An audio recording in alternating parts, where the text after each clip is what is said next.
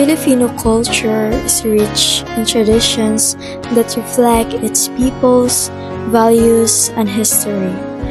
One of the most fascinating aspects is courtship, how love and relationships are pursued over generations.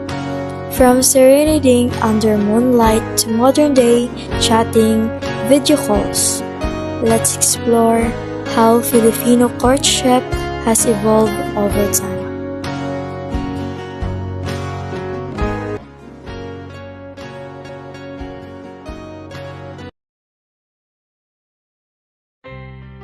Back in the day, courtship was a slow yet meaningful process. It all began with the harana, a tradition where a suitor serenades the woman, accompanied by his friends for moral support.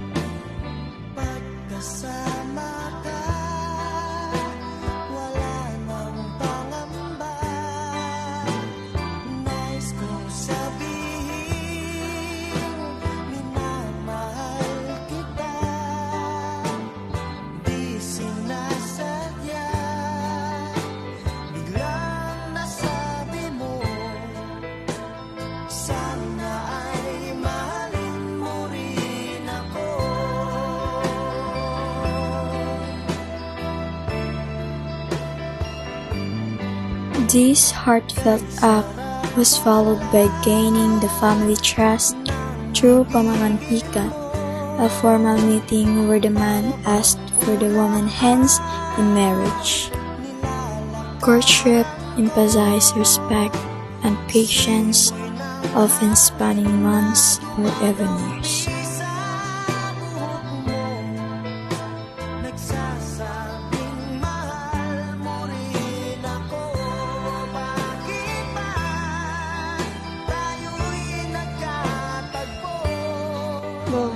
At my time, I never experienced harana, but I heard my parents talking about it.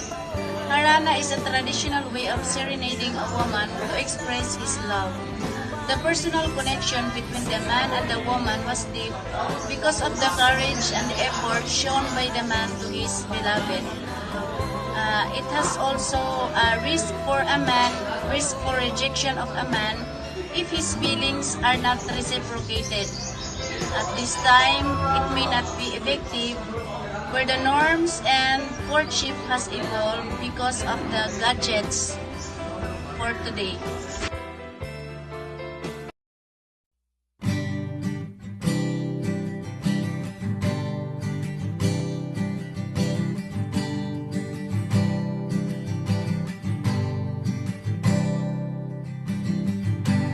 Uso pa ba ang harana? Today, technology has transformed the way people connect. The harana has been replaced by romantic text messages and instant video calls. Social media and dating apps like Instagram and Facebook make it easier to find and communicate with potential partners. While modern courtship offers convenience, some argue that it lacks the depth and sincerity of traditional practices. Both traditional and modern courtship reflect the values and priorities of their times. In the past, courtship emphasized family involvement, patience, and sincerity. Today, it focuses on connection, convenience, and individuality. Though different, both showed Filipinos' dedication to love and relationships. Sa awitin kong ito, sana'y maibigan mo.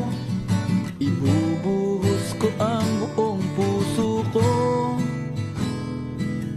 sa isang munting harana para sa'yo.